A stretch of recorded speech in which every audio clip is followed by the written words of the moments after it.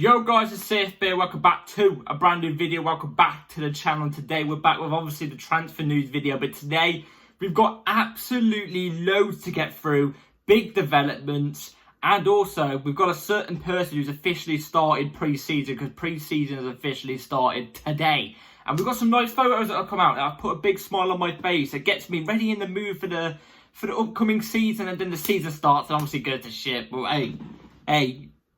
We're back in that routine again. But either way, before we do get into it, please like, subscribe, hit the bell notification so notified every time I load a video. Also, first link in the description is my streaming channel. Go and check that out. It'll be very much appreciated. Yeah, I can tell I'm going to sweat in this video. It's warm. It's very warm in my room right now. But yeah, let's get started straight away because we've got a load to get through. So we're going to literally start straight off the dot. Here is the big man himself. He's finally been spotted. A lot of us thought he's gone missing. He's been kidnapped. Something's happened to him. What has happened to him? But he has been spotted. Here he is, the big man, Enzo Maresca at Chelsea. And this was this morning. Good to see him, isn't it? It's good to see him. We actually have a manager. We actually have a manager. You know, it wasn't made up, or it wasn't a hack, or it wasn't a leak or something. We actually have a manager. The reason I'm saying is because a lot of us on Twitter were there like, where's the Enzo Maresca actually at Chelsea? Like, we've seen him, you know, the here we go, we've seen him officially announced by the club, but not actually him in person at the club.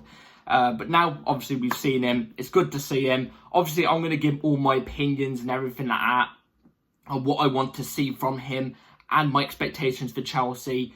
I think it's maybe a week before the season officially starts, so be ready on the lookout for that. That's a video I'm definitely planning in my head, that I have been planning, and it also goes into the transfer window, whatever else we do in the transfer window that will play a part. Here's Enzo Maresca too as well. I'm not going to click on it on my screen because I don't really need to put it in, but here is him in training, Enzo Maresca in the Chelsea gear, which actually looks quite nice actually. That new gear looks quite nice. So there's Enzo Maresca too, just to show that he is actually, you know, he's in the Chelsea uniform at Cobham, taking charge of pre-season. And here's a couple players. Pre-season has officially started. Here's a couple players that have been introduced into pre-season. I think there's more than this as well, but these are the main guys, obviously. So you've got Nkunku, Wesley Fofana, Romeo Lavia, Gusto, Reece James, obviously, Carney, Madueke. Obviously, you've got the usuals like Chilwell, Tosin Adarabioyo, who all were there last week, I think it was. It's good to see him, and it's good to see, you know, players like Romeo Lavia, Wesley Fofana, Reece James, who are very, very important players and very top players, finally back, ready to go for the new season that's coming up. And we didn't really see him last season, especially Romeo Lavia, who was a new signing. When he comes into this new side, he's going to act like a new signing. He's going to be like a new signing for us, you know what I'm trying to say? So it's good to see him all in training. There's obviously more going to come back with the Euros and the Copa America. You know, you've got Enzo Fernandez still to come. You've still got Palmer. I'm forgetting some other names. It's going to come to me in a second, but either way, it's good to see them all back in training. It's good to see pre-season starting. It's only a month now until the season actually starts to kick off again. So, not far away. 6 weeks, I think it is. So, we better be hard at work, let's just say that. And whilst we're still on the manager topic, before we get into the actual transfer news, whilst we're still on the manager topic, Casiedo came out yesterday with some words of his time at Chelsea, you know, so far. And he mentioned Pochettino. And this is basically what he had to say about Pochettino. So I'm going to read it to you now. So Casiedo said, at Brighton it was all tactical, just with the ball. Tactical. And at Chelsea it was run. And it was very difficult for me. With Chelsea I always ran a bit more. And with Brighton we almost had the ball. With Chelsea it was a different football and we had to run more. Basically, exactly what I was saying about Pochettino last year. The reason why Enzo and Casiedo never flourished together, never did amazing together. They had some good games, but it was always obviously Gallagher in the pivot with Enzo or Casiedo that was always doing better. Why? Because of Pochettino.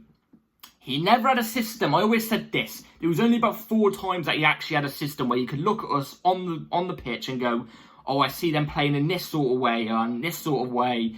And I can see they've been doing this on the training ground and this and etc, etc. Do you know what I mean? Like, that only happens on a handful of times, maybe at one hand. But there's one thing you'd always point out about Pochettino is it was always a pressing way. It was a big pressing. It wasn't anything tactical. It wasn't to use tactical footballers. That's why Gallagher did so well. Because with technique, we know Gallagher isn't the greatest, but technique is improved. Nowhere near the level of Enzo Gaciedo, yeah? It's exactly what I've been saying. That's why Gallagher looked like a shining light under Pochettino and Enzo, and that didn't. Because it was all about running. Nothing with the ball, nothing tactical. It was all about running. Gallagher suits that. So, I just want to quickly put that out there. Pochettino, it was never destined to work. It seems I've got hair in my eye. It was never destined to work.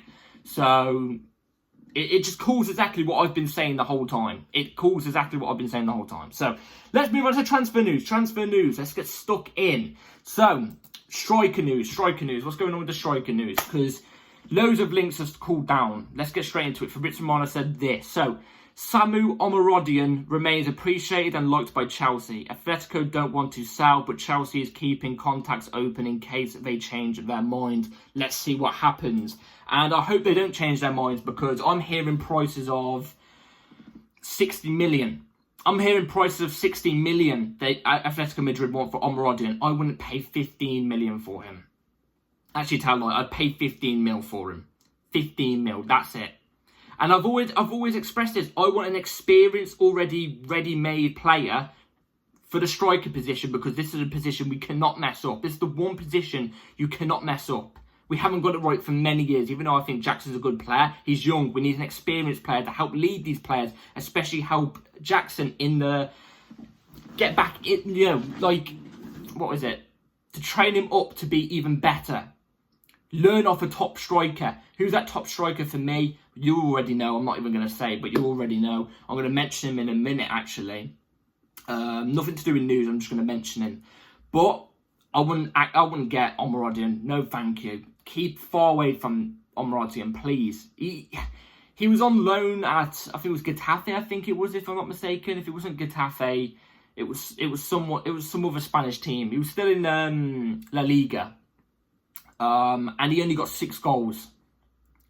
Yet that is now 60 million, and you should be Chelsea bound as one of the strikers. Like, it's ridiculous, man. It's ridiculous.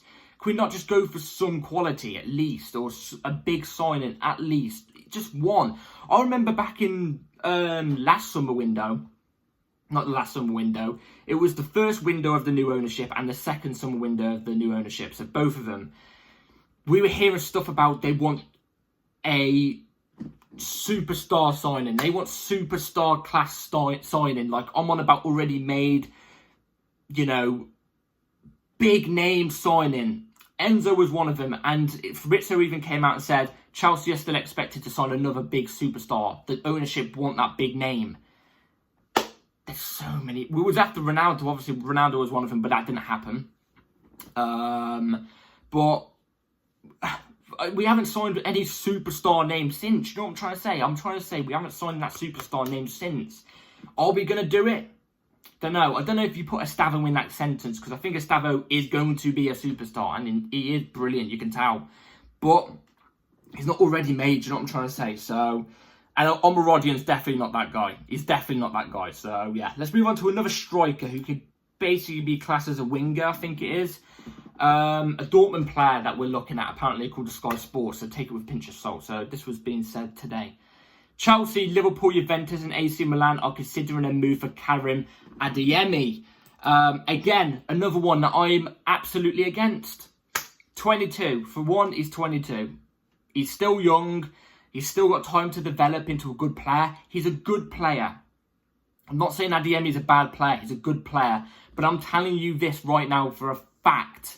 Yeah, if he came to the Premier League, especially to Chelsea, because we know how this goes, once I mention it in a second, he's going to be injury prone. He's going to be injury prone. He's going to get riddled with injuries.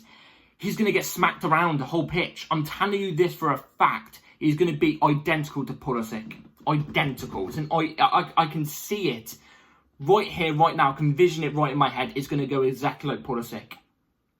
Exactly like. there'll be moments of times where he looks like he's actually doing something well, getting the hang of things. Majority of the time, being bullied off the ball.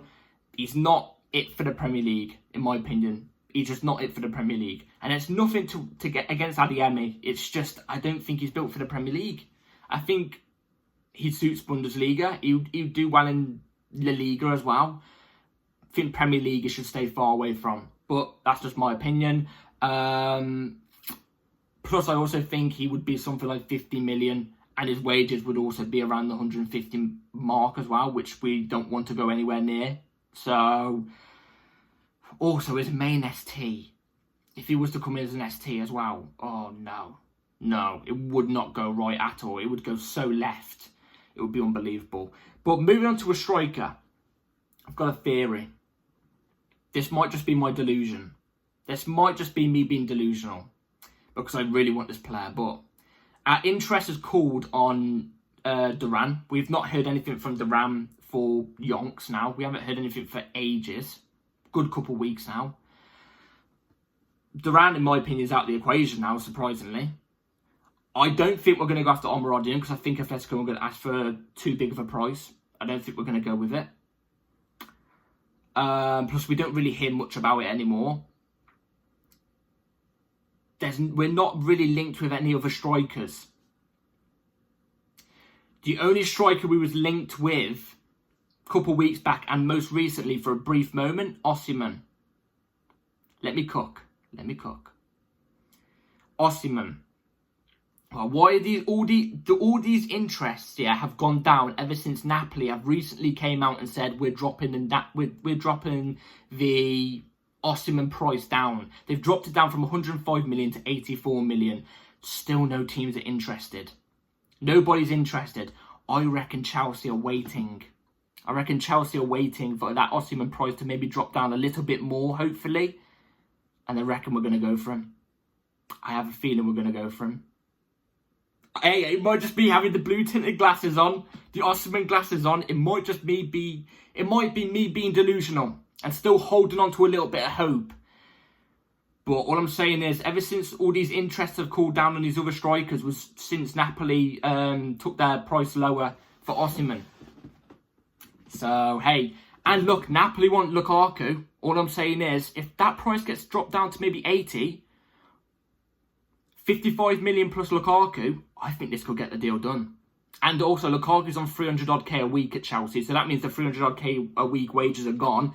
Osimhen would only be on, 220, even though, look, the wages are the sticky part. I think the owners will hate the wages. But look, it's still better than what Lukaku was earning. So, you still got a 100k profit thing there. Do you know what I mean? Like, there's a little bit of hope I'm hanging on to here. A little bit. But that's my theory. We'll have to wait and see. Like I said, the Osimhen links have started popping up a little bit again, here and there. But, hey, we'll have to wait and see. And we have heard he is appreciated by the owners. So, we'll have to wait and see. Anyway, let's move on to Kepa. What's going on with Kepa? So, this came out today. Well, this came out today or yesterday, one of the two. So, Chelsea goalkeeper Kepa Arrizabalaga, who has 1 year left remaining on his contract, has also received a substantial offer from Saudi Arabia's Al Ittihad, one that's hard to refuse. He has requested more time before making a decision. Now, if it was me, I've already came out and said this on record, I would like our keepers to be next year. I would like it to be Petrovic and Kepa.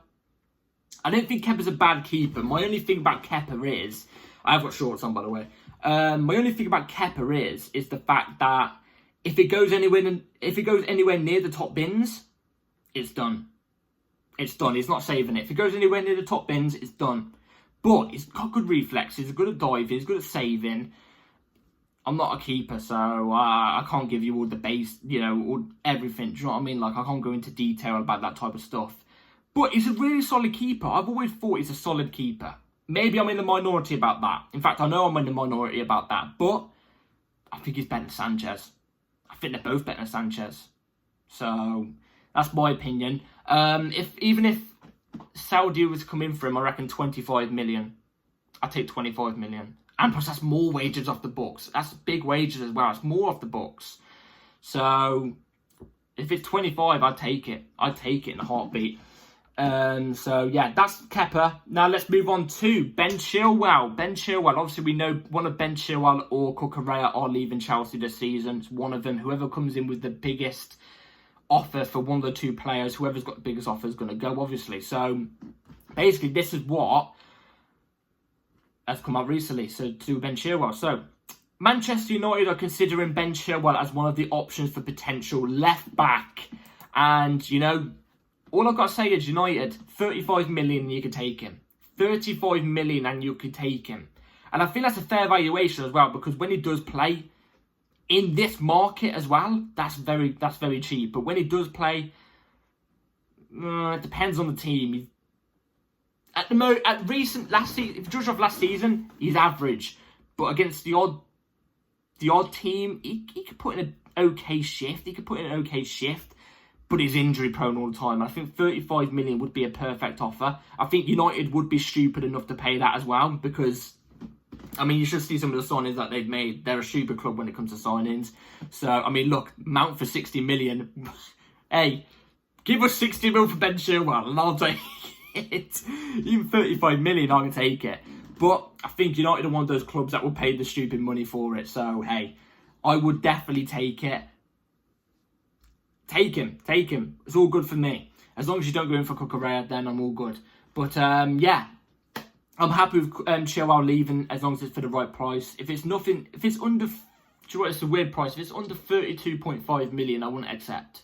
Anything over that, I'll be happy with. I'll be content with. So, yeah, especially with the incomings and the profits that were made so far as well, to do with players that we don't even use and have never even played minutes for us or proper minutes for us.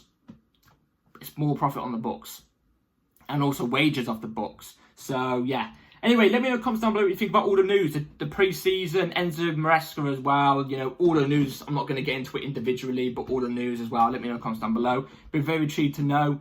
And, yeah, like, subscribe, everybody. Take care all. Hit the bell notification so you're notified every time I load a video, because videos can come at any time. Anytime. You could get a random here we go tomorrow for a big player like Osimhen, and I'll be here in the moment. So, bell notification on. Let's get to, do you know what, I'm going to set a mark. 200 subscribers before the end of the season. Do you reckon we could do it? Do you know what? I'm going to test you guys. I reckon we're not going to do it. Prove me wrong. Prove me wrong. Anyway, take care all. Have a good rest of your day. Up the Chelsea as usual. And yeah, peace.